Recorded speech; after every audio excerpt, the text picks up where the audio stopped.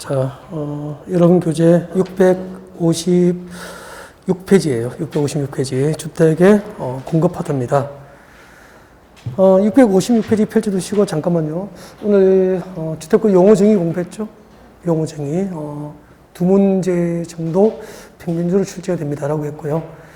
그 다음에 주택 건설 사업 주체, 주택 건설 사업 주체, 등록 사업자하고 주택조합을 위주로 강의를 드렸죠. 여기까지 상당히 이제 깊게 다룬 거예요. 용어 정의를 1시간 정도. 그 다음에 이제 주택 건설 사업의 절차는 글자 그대로 절차만 소개했죠. 이제 건축법상 건축가 받아야 할 대상하고, 주택법상 주택 건설, 주택법에 의해서 이제 사업계획서를 받고 주택을 건설해야 될 대상을 이제 구분하는 방법. 그 다음에 또, 주택법상 사업계획서를 누구에게 받아야 되는지, 사업계획서 인권자라든지, 그 다음에 또 주택법상 사업계획서를 받고 이제 사업이 완료되면은 준공사를 받게 되는데, 사용검사 등 전체적인 흐름하고 기본만 소개를 한 거예요. 네. 이제 3, 4월 되면은 용어 정의 파트는 거의 안 하죠. 하지 않고 사업 주체는 이제 주택조합에서 조금 더 분량을 늘려주는 방법. 그 다음에 이제 건설 파트하고 공급 파트를 많이 분량을 할애해서 그렇게 3, 4월에 강의 진행되죠. 자, 일단 그렇게 소개드리고, 자, 오늘 주택 공급 파트는, 자, 주택 공급 원칙을 알려드릴게요. 자, 여러분 교재 656페이지.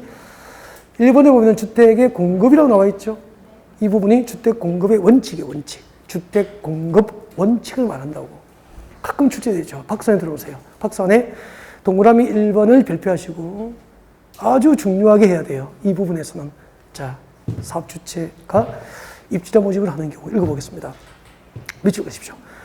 주택법상 사업 주체가 입주자를 모집하려는 경우 제목에 미칠 것이십시오. 동그라미 1번 박스 안에 사업 주체가 입주자 모집을 하려는 경우에는 국토교통부령이 정하는 바에 따라서 미칠 것이십시오. 시장, 군수, 구청장의 승인을 받을 것. 시장, 군수, 구청장의 승인을 받을 것. 승인 동그라미. 이때 승인이 뭐죠? 이때 승인이 동그라미 하시고 적으십시오. 입주자 모집 승인이에요. 입주자 모집 승인이에요. 주택법상 사업주체, 건설회사가 아파트 지어놓고 입주자 모집할 때는 입주자 모집을 시장, 군수, 구청장으로부터 승인을 받아야 된다는 뜻이에요. 그래서 입주자 모집 승인 밑에다가 적으십시오. 원칙이에요, 원칙. 주택법상 주택건설 사업주체가 입주자 모집을 할 때는 시장, 군수, 구청장으로부터 입주자 모집을 승인을 받아야 된다 이 말이에요. 이게 원칙이에요. 다만 첫 번째 줄 동그라미 1번에 가로 안에 봅니다. 줄것죠. 공공주택 사업자는 입주자 모집 승인 대상에서 제외됩니다. 이때 공공사업주체가 누구죠?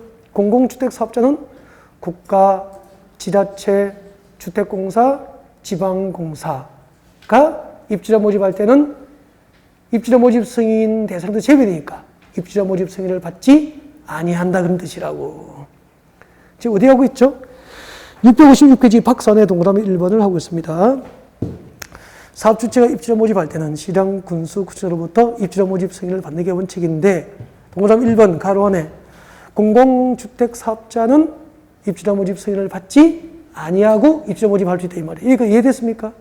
두 가지. 그 다음에 두 번째 줄 끝에 줄 거예요. 복리시설의 경우 입주자 모집을 승인 받습니까? 신고합니까? 신고. 복리시설 입주자 모집은 신고한다 이 말이야. 어디에 하고 있죠? 656페이지 저 위에 박스 안에 동그라미 1번 하고 있습니다. 저 위에 박스 안에 있어요. 네. 그 세 가지를 그래서 해야 된다고. 주택법상 사업주체가 입주자 모집을 할 때는 시장, 군수, 구청장으로부터 입주자 모집 승인을 받는 게 원칙인데, 가로 안에 공공주택 사업자는 제외니까 입주자 모집 승인을 안 받아도 되고, 복리시설 입주자 모집은 승인 받습니까? 신고하면 됩니까? 신고. 그래서 거기서 세 가지를 그렇게 찾아낼 수 있어야 돼요. 그 페이지에는 그것만 하시면 돼요, 그것만.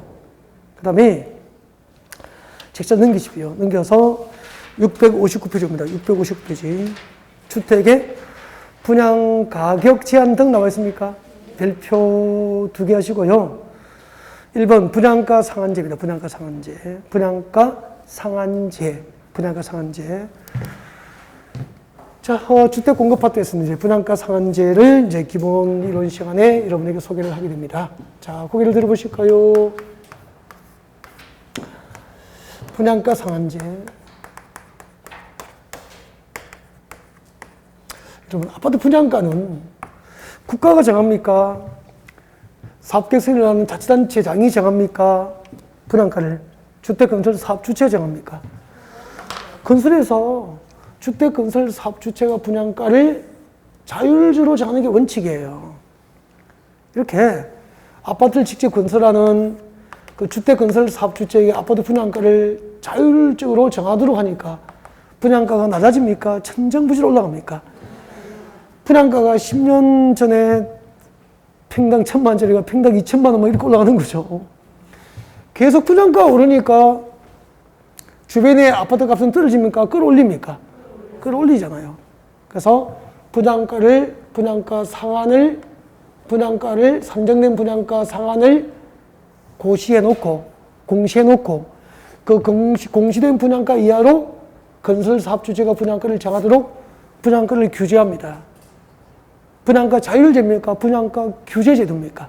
분양가 규제제도가 분양가 상한제예요. 그러면은 기본만 하면 쉬워지죠. 분양가 상한제 적용을 받는 지역, 분양가 상한제 적용 대상, 그리고 분양가 상한제 적용을 받지 않는 것 제외. 이것만 하면 기본이에요. 근데 법 종문법에는 이게 잘 안 보이죠. 자, 여러분 교재 봅니다. 박사에 보면은 기업간 이해를 찾으셨습니까? 기업번이 뭐죠? 공공택지. 기업간 이해를 앞으로 묶어서 앞에서 적으십시오. 분양가 상한제 적용 지역입니다. 적으십시오. 적용 지역. 분양가 상한제 적용 지역이에요. 그럼 분양가 상한제는 대한민국의 국토 전부에 적용됩니까? 적용되는 지역이 있습니까? 적용되는 지역이 있어. 첫 번째, 줄 거죠? 공공택지 줄 거예요. 공공택지만 줄 거면 되잖아. 너무 쉽잖아. 공공택지에서 주택건설 사업주체가 아파트를 분양할 때는 분양가 상한제 적용을 받아요. 동그라미 1번 공공택지 줄 거고, 그 다음에 밑에 줄 거죠? 공공택지 외의 택지 줄 거예요. 공공택지 외의 택지니까 우리가 말하는 민간택지를 법에서는 이렇게 말하는 거예요. 공공택지 외의 택지는 민간택지야. 그러니까 주택법에서는 민간택지라는 말을 안 쓰고 공공택지 외의 택지라 그래. 자, 이 공공택지 외의 택지 중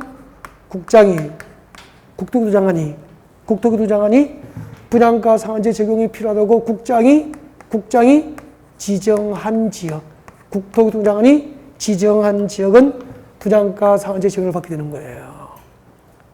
그러면은 공공택지는 분양가 상한제 적용을 100% 받아요. 단 공공택지 외의 택지, 민간택지 중에서 국토교통부 장관이 지정한 지역은 분양가 상한제 적용을 받게 되는 거야. 그래서 분양가 상한제 적용 지역을 확대해서 지정할 때는, 새로 지정하거나 그 범위를 확대할 때는 국토교토부 장관이 9시 뉴스에 나와서 발표를 한다 이 말이에요. 국토교토부 장관이 지정하는 지역은 분양가 상한제 적용을 받게 되는 거예요. 그때 국토교토부 장관이 분양가 상한제 적용 지역을 지정할 수 있는 기준, 요건이 다음에 요건에 해당하면 지정할 수 있다고 대통령령으로 다 정해져 있어요. 그 요건에 해당한 지역을 국토교통부에서 지정하게 되는 거예요. 그 다음에 이 분양가 상한제 적용 지역에서 어떤 공동주택의 분양가 상한제를 받을까? 분양가 상한제 적용 대상 줄 거 드릴게요. 659페이지 제일 위에서 세 번째 줄, 동그라미 1번 찾으셨습니까? 659페이지 맨 위에 세 번째 줄 줄 거죠? 사업주체가 일반에게 공급하는 공동주택 줄 거예요. 제일 위에 동그라미 1번 사업주체가 일반에게 공급하는 공동주택 줄 것입니까? 네. 이게 분양가 상한제 적용 대상이 되는 거야. 사업주체가 일반에게 공급하는 공동주택은 분양가 상한제 적용을 받는 거예요. 그럼 거기 한번 들어볼까요? 거기 들어보세요. 공공택지는 분양가 상한제 적용을 받잖아요. 그러니까 공공택지 안에서 주택법상 사업주체가 일반에게 공급하는 공동주택은 분양가 상한제 적용을 받게 되는 거야. 분양가 상한제 적용을 받으니까 일정한 기준으로 산정된 분양가가 고시되면은 그 공시된 분양가 이하로 분양가를 정해야 되는 거예요. 네. 그럼 이제 시험 이렇게 나오잖아. 건축법상 건축허가를 받아서 일반에게 공급하는 공동주택은 공공택지 안에서 분양가 상한제 적용을 받는다. O 믿겠습니까? X. 건축법상 건축허가를 받아서 일반에게 공급되는 공동주택은 분양가 상한제를 안 받잖아. 건축법상 건축허가를 받아서가 아니고 주택법상 사업주체가, 주택법상 사업주체가 앞으로질 때는 건축허가 받습니까? 사업계획 승인 받습니까? 사업계획 승인 받잖아. 주택법상 사업주체가 일반에게 공급하는 공동주택만 분양가 상한제 적용을 받는 거야. 그러면은 건축법상 건축허가를 받고 일반에게 분양하는 공동주택은 분양가 상한제 적용 대상이 아니잖아. 보고도 답을 못 찾잖아, 지금. 그러니까 이 개요가 정확하게 이해가 안 돼 있는 거지. 적용을 받는 지역을 알고 그 지역에서 주택법상 사업주체가 일반에게 공급하는 공동주택만 분양가 상한제 적용을 받는 거야. 그럼 잠깐 공공택지 안에서 건축법상 건축허가를 받고 일반에게 공급되는 공동주택은 분양가 상한제 적용을 받는다. O 믿겠습니까? X. 그렇게 문제 푸는 거야. 이걸 보고. 그 다음에 공공택지 외의 택지 중 국토부 장관이 분양가 상한제 적용이 필요하다고 지정한 지역에서 주택법상 사업주체가 일반에게 공급하는 공동주택은 분양가 상한제 적용을 받는다. OX, O. 그렇게 지문을 만드는 거라고. 다시. 공공택지 안에서 주택법상 사업주체가 건설 공급하는 모든 주택은 분양가 상한제 적용을 받는다. OX, X. 모든 주택이 아니고 공동주택만. 그러면 단독주택은 분양가 상한제 적용을 안 받는 거야. 어이구. 문제가 그렇게 만들어진다고. 그러니까 공공택지 안에서도 주택법상 사업주체가 일반에게 공급하는 공동주택만 분양가 상한제 적용을 받으니까 단독주택은 분양가 상한제 적용을 안 받는 거잖아. 맞죠? 그러니까 기본이 되니까 자꾸 여기서 문제를 지분을 다양하게 만들어 나간단 말이야. 단, 이 분양가 상한제 적용 지역에서 주택법상 사업주체가 일반에게 공급하는 공동주택 중에서 다음에 해당하는 공동주택은 분양가 상한제 적용을 받지 않는 거야. 그거 외우면 되잖아. 그러면 거의 80%가 해결되는 거라고. 재미되는 거 봐요. 동그라미 2번 보세요. 다음 중 한 개 다음에는 분양가 상한제 적용을 받는다, 받지 않는다? 받지 않는 거. 자, 도시생활주택 줄 거죠? 도시생활주택 줄 것이고, 니은번에 줄 거죠? 제일 끝에 경제자유구역에서 건설공하는 공동주택 줄 거야. 경제자유구역에서 건설공하는 공동주택. 그리고 디귿번 줄 거죠? 관광특구에서 건설공하는 공동주택. 관광특구에서 건설공하는 공동주택으로서 줄 거요. 계속. 층수가 몇 층? 50층 이상이거나 높이가 150m 이상인 공동주택은 분양가 상한제 적용을 안 받아요. 앞에다가 암기. 일단 여기까지가 기본이에요. 네, 기본이고. 그 다음에 이제 분양가 산정 방법이 있어요. 공공택지에서 분양가 산정하는 방법, 공공택지 외에서 분양가를 산정하는 방법, 이런 것은 거의 정답이 결정하진 않아요. 근데 나중에 이제 심화학습에 들어가면 하게 되죠. 그 다음에 분양가 상한제 적용 지역의 지정 기준. 국토부 장관이 분양가 상한제 적용 지역을 지정한 지정 기준은 문제풀이 과정에서 외우게 해요. 이런 것은. 단순 암기사항이라고. 다 암기하면 돼. 그러면은 분양가 상한제의 끝이란 말이야. 여기까지가 이제 주택 공급 파트까지 이제 기본 이론 시간에 해야 될 내용은 이제 다 마무리가 된 거예요. 했고, 농지법 잠깐 보겠습니다. 여러분, 농지법 보세요. 농지법. 여러분, 교재 몇 페이지 오시냐면은 715페이지 오세요. 715페이지. 715페이지 농지법. 몇 문제가 나오죠? 2문제. 40문제 중에서 2문제가 농지법에서 나옵니다. 두 문제가 나오는데, 어쨌든, 기본 강의 시간에 한 번 정도 이론 강의를 듣고, 이론 강의 시간에 딱 한 번 듣고요. 뭐 1, 2월 과정이든 3, 4월이든 5, 6월이든 한 번 딱 수업 듣고, 문제풀이 하고 나면은 두 문제를 모두 맞출 확률이 한 70% 정도. 두 문제 중에서 한 문제를 맞출 확률이 90% 이상이에요. 그래서 제가 찍어드리는 부분만 하셔야 돼요. 범위를 넓히면은, 농지법을 전체 하면은 한 200페이지 분량이에요. 200페이지를 공부해서 어떻게 두 문제를 맞출 수 있냐고. 다 해도 빵점 먹을 수 있는 거예요. 두 문제 틀리면은. 그래서 항상 실력으로 한 문제 이상은 맞추겠다. 그런 마음으로 준비하시면 가벼워요. 농지법 용어 정의에서 나올 확률이 50%입니다. 꼭 해야 돼요. 나오는 게 정해져 있거든요. 그 다음에 농지법은 소유 파트에서 나올 확률이 99%예요. 우리 목표가 한 문제를 실력으로 잡는 게 목표이기 때문에 용어 정의하고 소유 파트를 반드시 하면은 한 문제 내지 두 문제를 맞출 수 있어요. 그 다음에 농지의 효율적 이용, 그리고 농지 보존 파트가 있어요. 농지의 효율적 이용과 농지 보존 파트는 분량은 많은데 둘 중 한 문제가 나와요.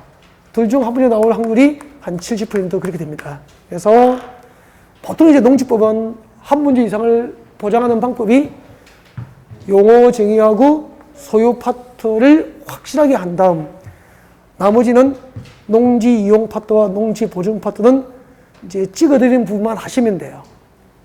오늘 용어하고 소유 파트 중에서 중요한 것 몇 가지를 전달해 드릴 거예요. 자, 715페이지 맨 밑입니다. 715페이지 제일 밑에 용어 정의. 일단은 출제가 자주 되고 있죠? 네, 별표하시고요. 너무 쉬워요. 자, 농지 원칙부터 주겠습니다. 농지법상 농지는 다음 중 한 개에 해당하는 토지를 말한다라고 해가지고 동그라미 1번과 2번 중 한 개에 해당하는 토지는 농지법상 농지가 돼요. 자, 동그라미 1번 찍었죠. 농지법상 농지란 밑줄 까야 됩니다. 전답 과수원, 그 밖에 법적 지목을 불문하고 실제로 농작물 경작지나 그 밑에 줄 다연성 식물 재배지로 이용되는 토지는 농지법상 농지예요. 거기서 잠깐만 가만히 보고 계세요. 지목이 전답 과수원이면 농지법상 농지예요. 지목이 전답 과수원이면 농지법상 농지인데 지목이 전답 과수원이 아니어도 지목을 불문하고 이 말은 지목이 전답 과수원이 아니어도 그 말이잖아요. 지목이 전답 과수원이 아니어도 경작지나 다연성 식물 재배지로 이용되고 있는 토지는 지목과 상관없이 농지법상 농지를 본다 이 말입니다. 그래서 시험 이렇게 나오잖아. 농지법상 지목이 전답 과수원이면 농지법상 농지이다. O 믿겠습니까? O. 지목이 전답 과수원이 아니어도 실제로 농작물 경작지로 이용되는 토지는 농지법상 농지이다. O 믿겠습니까? O. 이렇게 되는 거라고. 그 두 가지가 중요하고요. 그 다음에 동그라미 1번에 해당하면 농지법상 농지인데 동그라미 2번에 해당해도 농지법상 농지야. 동그라미 2번은 외우는 게 아니에요. 참고라고 적어요. 그 공부하면 안 된단 말이야. 농지법상 농지는 동그라미 1번만 하시면 돼요. 동그라미 2번을 카드에 적어서 외우면 제가 기절합니다. 그 다음 내려오시고. 예외, 농지법상 농지가 아닌 게 있어. 농지법상 농지에서 제외되는 게 박스안에 예외 몇 개 있죠? 3개는 암기해야 돼요. 암기. 외워야 돼요. 다음에 나오면 농지법상 농지가 아닙니다. 그래서 농지법상 농지에 해당하는 것은 많아서 못 외우니까 농지가 아닌 것 3개를 야무지게 외우면 답 찬다 이 말이에요. 무슨 말인지 알겠죠? 그래서 농지법상 농지가 아닌 것 3개. 이건 외우셔야 됩니다. 제가 읽으면은 그 부분을 줄 거면은 유리해지죠. 지목이 전답 과수원이 아닌 토지를 지목이 전답 과수원이 아닌 토지로서 지목이 전답 과수원이 아닌 토지로서 줄 것입니까? 지목이 전답 과수원이 아닌데 세 번째 줄에 경작지로 이용되는 기간이 몇 년? 3년 미만이면 농지입니까? 재배입니까? 재배.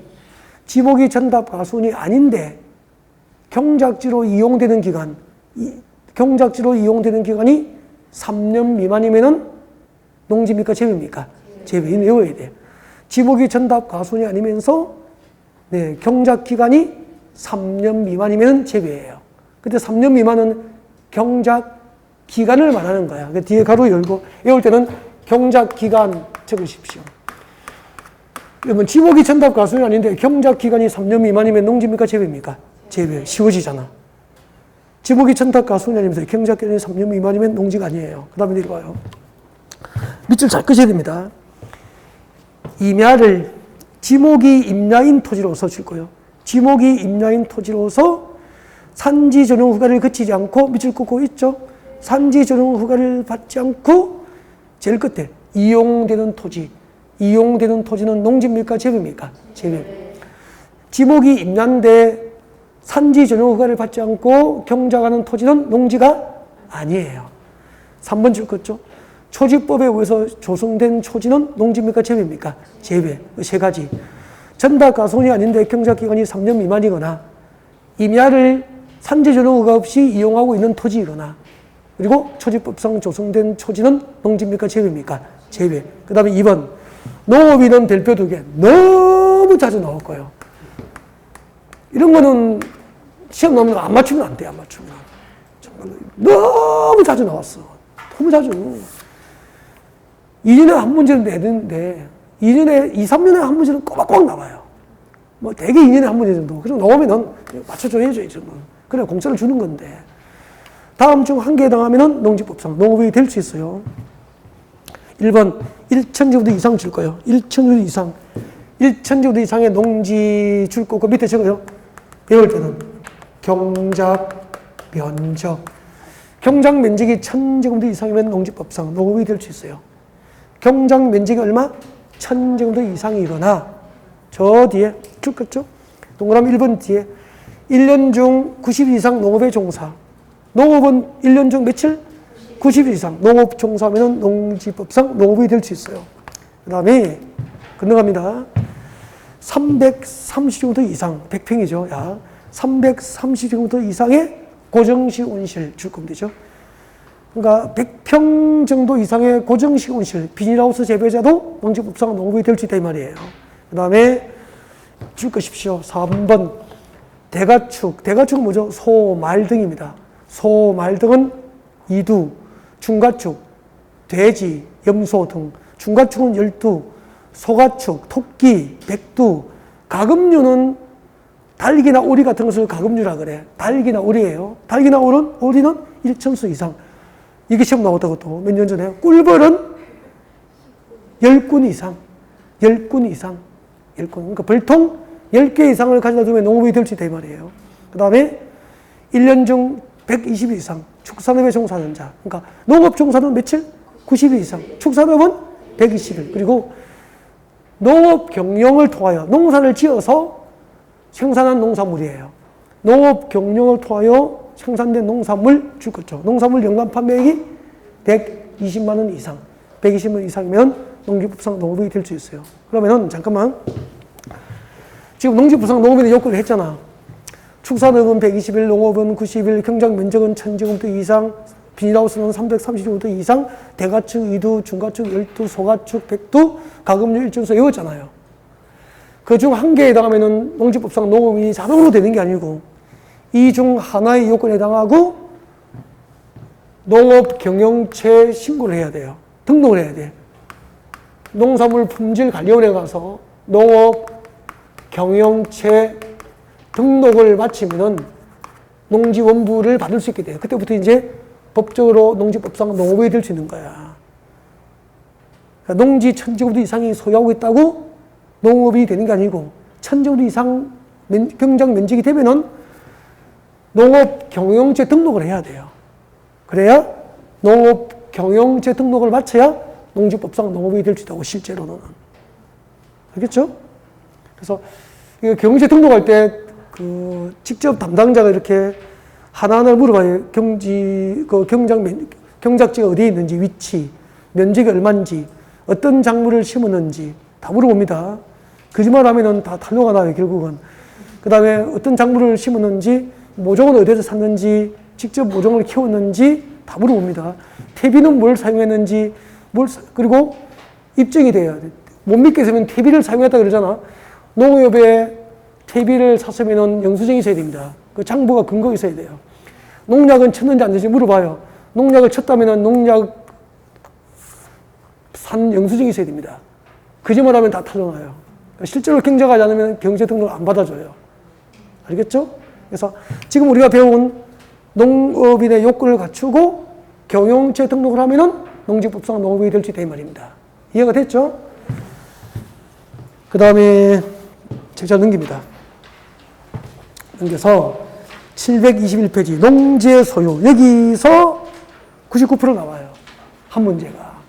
그럼 용어 정의에서 한 문제 나오고 소유 파트에서 한 문제 나오면은 그 해는 두 문제를 다 100점 맞는 날. 그렇게 보시면 된다고. 용어 정의에서 혹시 안 나오면은 소유 파트에서 맞춰서 실력으로 한 문제 이상을 잡아놓고 이용 파트와 보전 파트는 덤으로 하면 되는 거예요. 가볍게.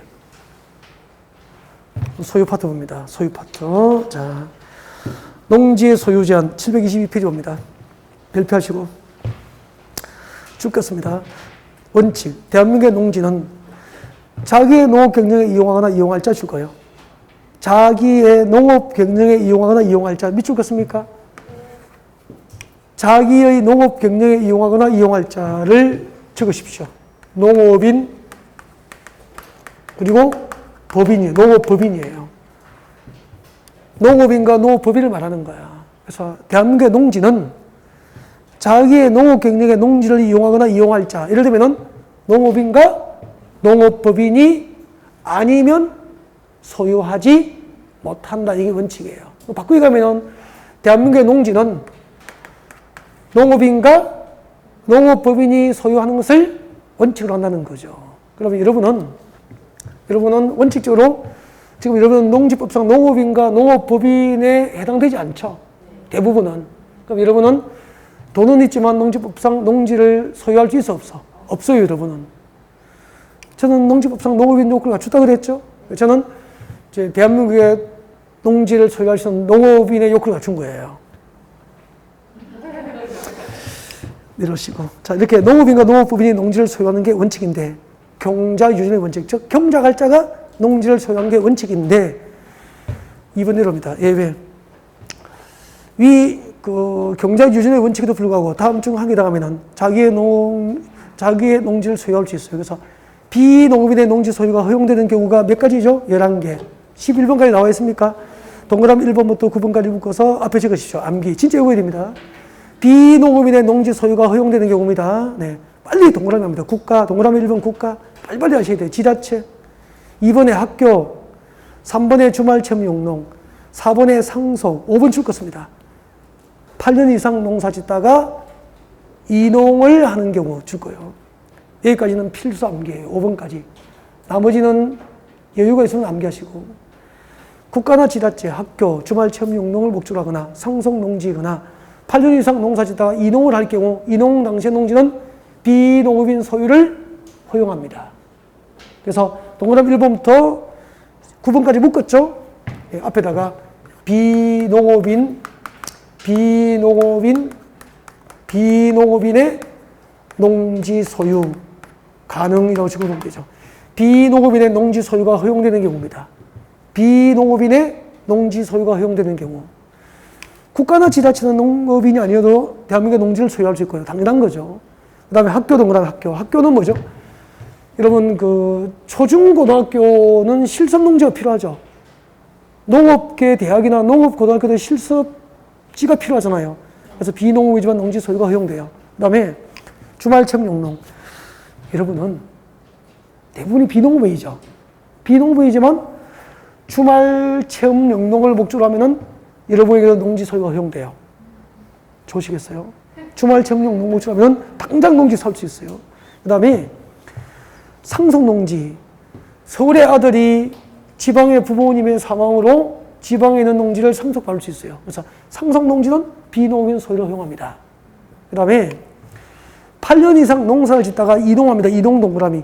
이농을 하면은 이농 당시의 농지는 비농업인 소유를 허용합니다. 네. 책자를 넘깁니다. 이 정도 체크해놓고요. 그 다음에 넘겨요. 넘겨서 724페이지 양괄호 2번하고 4번. 양괄호 2번, 4번을 묶어서 읽어요. 그리고 2번. 농지 소유 상한 나와 있습니까? 농지 소유 상한제가 있어요. 거기 별표하시고. 상속 동그라미 하세요. 1번에 상속 동그라미. 상속농지는 비농업인 소유가 허용돼요, 안 돼요? 돼요. 단, 줄 것죠? 얼마까지? 1만 제곱미터까지입니다. 1만 제곱미터까지 비농업인 소유가 허용됩니다. 여러분, 상속농지는 10,000제곱미터까지 비농업인 소유가 허용돼요. 상속은 10,000제곱미터까지 비농업인 소유 허용.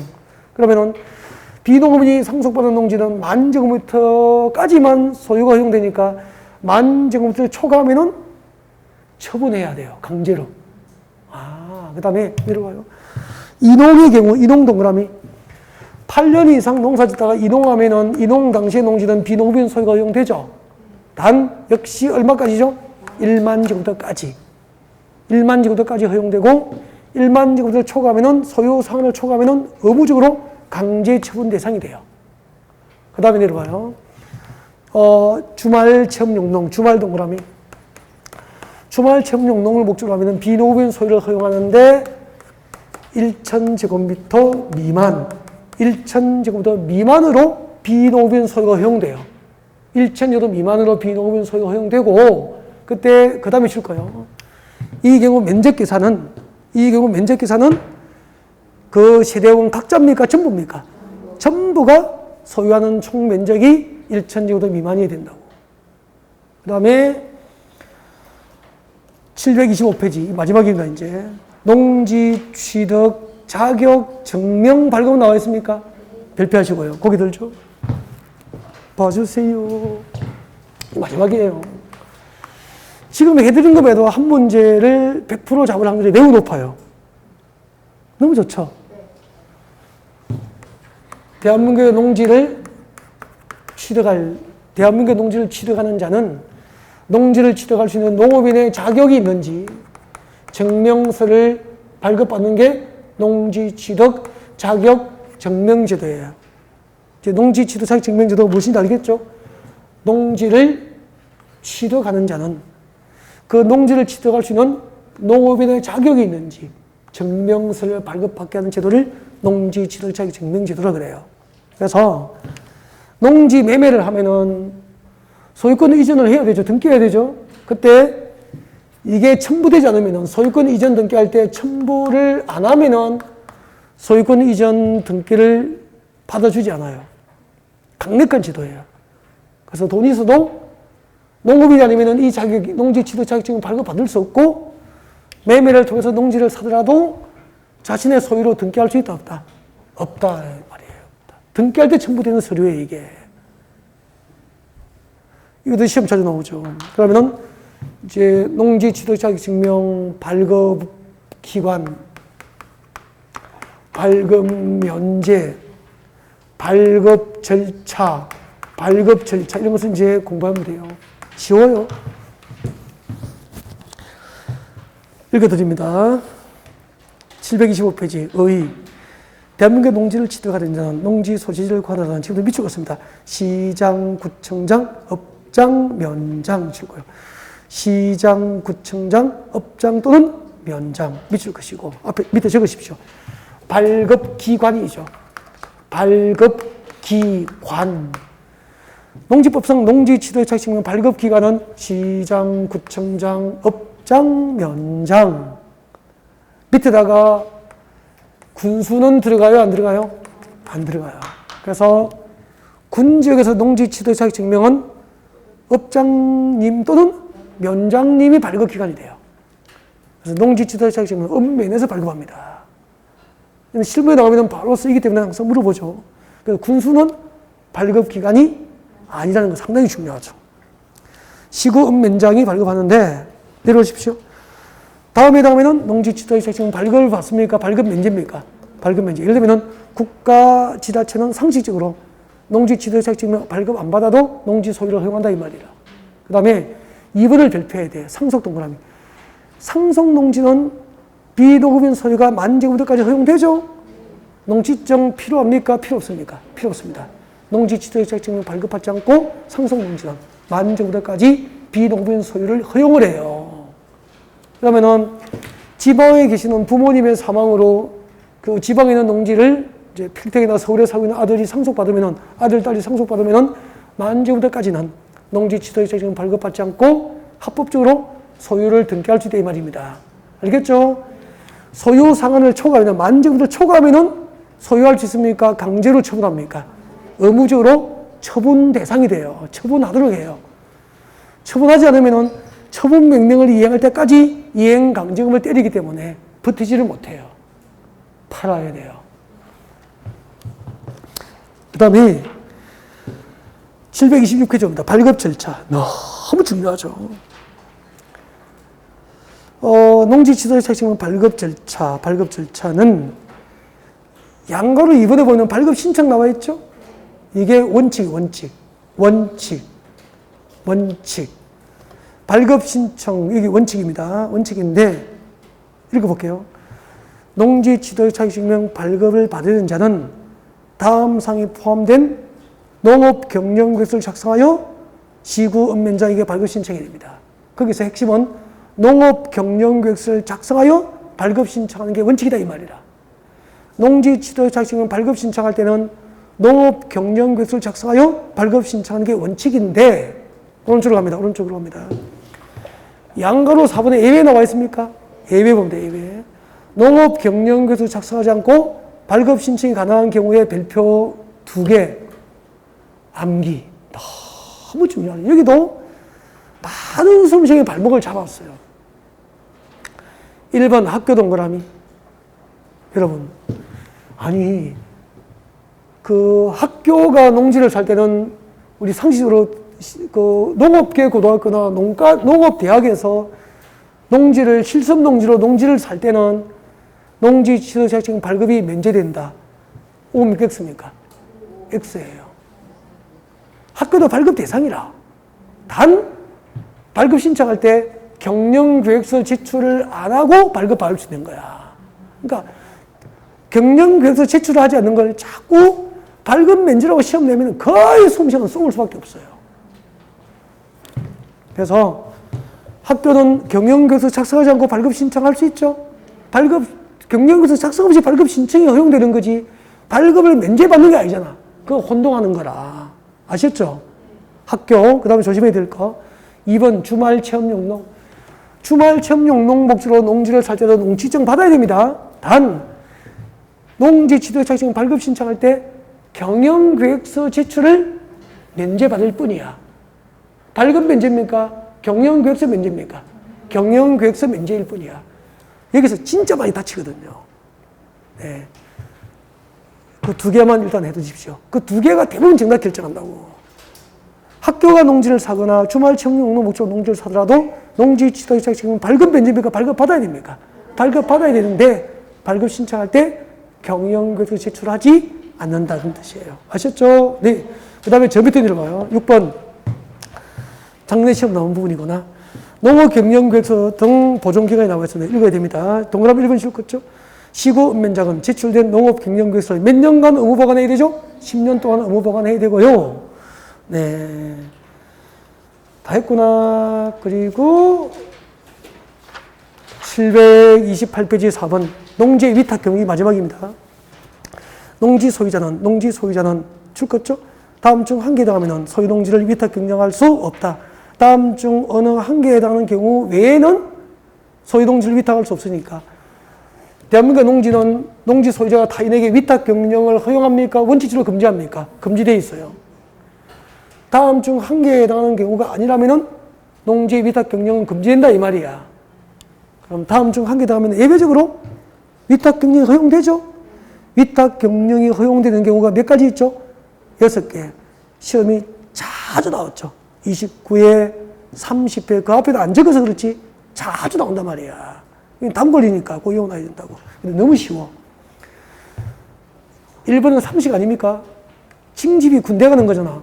군대 가면은 농업인이 군대 가면은 충성, 모내기 하고 오겠습니다. 그 말이 돼, 안 돼? 안 되니까 타인에게 합법적으로 위탁 경영이 허용되는 거라고. 상식이잖아. 2번 조심해야 되죠. 3개월 이상 국내입니까? 국외입니까? 국외 여행자는 합법적으로 위탁 경영이 허용돼요. 3개월 이상 국내 여행자는 틀려요. 3개월 이상 국외 여행자 조심하고. 그 다음에 4번에 봐요. 4번의 기억번. 부상으로 몇 개월? 3개월 이상 치료가 필요한 경우도 합법적으로 위탁 경영이 허용됩니다. 6번 너무 조심해야 돼. 줄것죠. 농업인이 자기의 노동력 부족으로 농지를 위탁할 때는 농작업의 전부를 위탁합니까? 일부입니까? 일부 동그라미. 보통 시험이 이렇게 나오죠. 농업인이 자기 노동력 부족으로 농지를 위탁할 경우에는 그 농작업의 전부를 위탁할 수 있다. 옮기겠습니까? X. 전부가 아니고 일부. 여기까지예요. 여기까지 하면은 한 문제를 맞출 확률이 99%예요. 여기까지가. 이제 나머지 이제 덤으로 하는 것은 또 뭐 3월 때 조금 추가, 5월 때 조금씩 추가 이렇게 해서 덤으로 하는 것은 가벼운 마음으로 준비를 하게 될 거예요. 1, 2월 기본이론 과정이었습니다. 긴 시간 동안 고생 많으셨고요. 3, 4월에는 이제 용어 정의 이런 부분을 빼기 때문에 그 알찬 내용으로 이제 절차 등이 이제 구성이 될 겁니다. 기대하셔도 좋을 것 같고, 네. 3월 달에 뵙겠습니다. 수고하셨습니다.